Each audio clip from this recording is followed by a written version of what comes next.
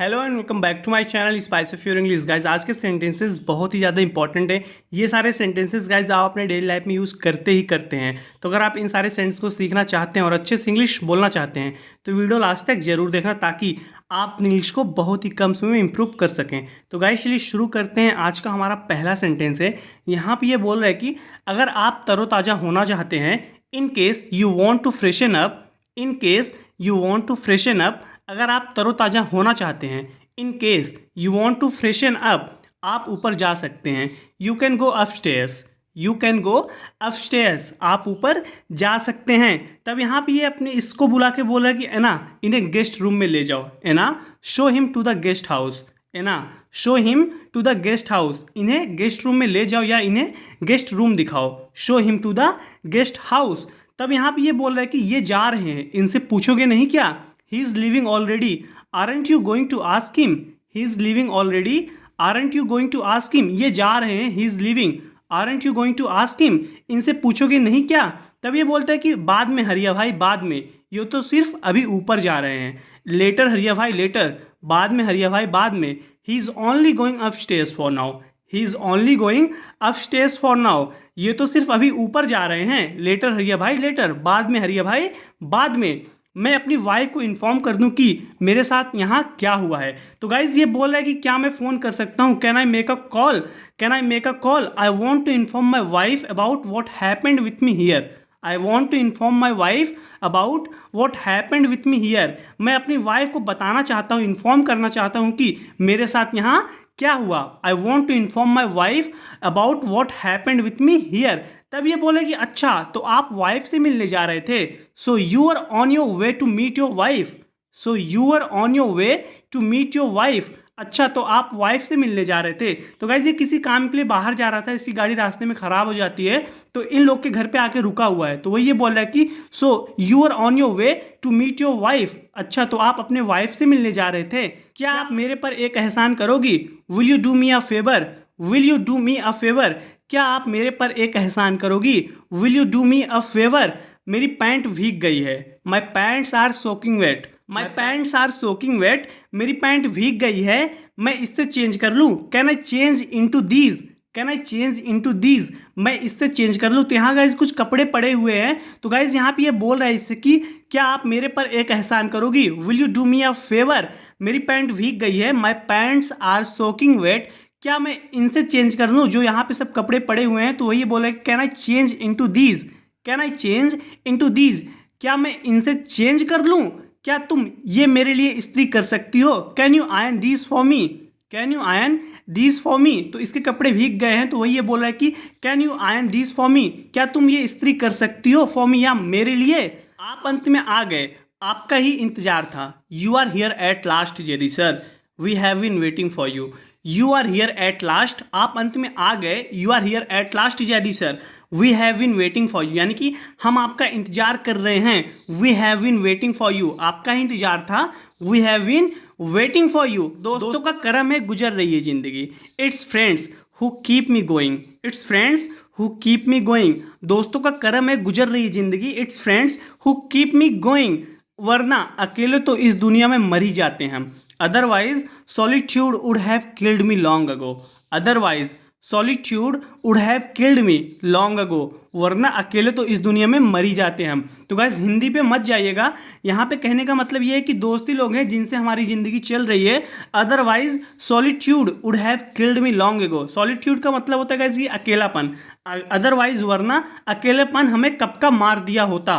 Solitude would have killed me long ago, यानी कि अकेलेपन हमें कब का मार दिया होता। दोस्ती लोग हैं जो जिंदगी गुजर रही है। देरी के लिए माफ़ी चाहता हूँ Acharya ji. I apologise for the delay Acharya sir, I apologise for the delay Acharya sir. देरी के लिए माफ़ी चाहता हूँ आचार्य जी, गलती मेरा नहीं मौसम का है। It's the weather that's at fault not me, it's the weather that's at fault not me, गलती मेरा नहीं मौसम का है। It's the weather that's at fault not me.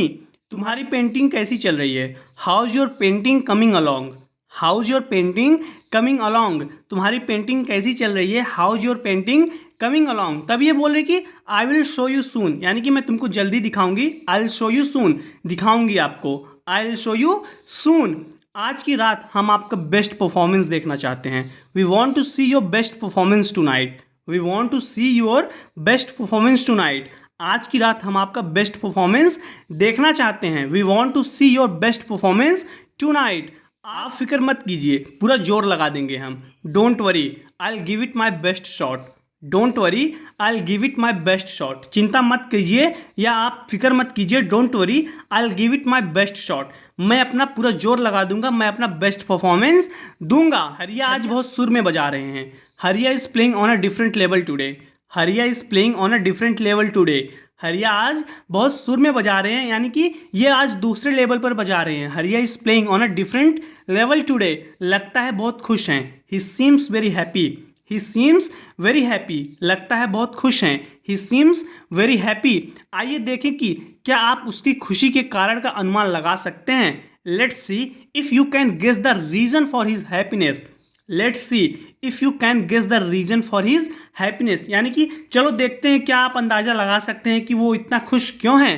Let's see if you can guess the reason for his happiness. फिर ये आगे बोला कि वैसे आचार्य जी का कहना है कि आप बता नहीं पाएंगे। By the way Acharya sir claims you can't guess. By the way Acharya sir claims you can't guess. तो गाइज यहाँ पे ये बोल रहा है कि चलो देखते हैं कि आप क्या गेस कर सकते हैं कि वो इतना खुश क्यों है। Let's see if you can guess the reason for his happiness. By the way Acharya sir claims you can't guess. वैसे आचार्य जी का कहना है कि आप बता नहीं पाएंगे। ये बात है। Is that right? Is that right? तो इससे आचार्य सर से पूछता है कि इज डैट राइट, क्या ये सही है? Is that right? कहाँ है वो? So where is he? So where is he? कहाँ है वो? तब वो बोल रहा है कि कौन? तब ये बताते हैं कि वह अजनबी जो कुछ देर पहले आया है। The stranger who has arrived a while ago. The stranger who has arrived a while ago. वह अजनबी जो कुछ देर पहले आया है। The stranger who has arrived a while ago. वह किसी बड़ी कंपनी का मालिक है या किसी ऊंची पोस्ट पर है। He is either the owner of a big company or at some high post. He is either the owner of a big company or at some high post. वह किसी बड़ी कंपनी का मालिक है या किसी ऊंची पोस्ट पर है। He is either the owner of a big company or at some high post. तब ये पूछता है कि कैसे पता चला आपको, क्या आप मैजिक जानते हैं? Do you know magic? तब ये बोल रहे नहीं, उस ओवरकोट से अभी भी पानी टपक रहा है। There is a water still dripping from the overcoat. There is a water still dripping from the overcoat, यानी कि जो आदमी आया उसी का ओवरकोट है। तो वही ये बोला है कि there is a water still dripping from that overcoat. उस ओवरकोट से अभी भी पानी टपक रहा है। इसका मतलब थोड़ी देर पहले आया। Meaning he arrived a short while ago. Meaning he arrived a short while ago. इसका मतलब थोड़ी देर पहले आया।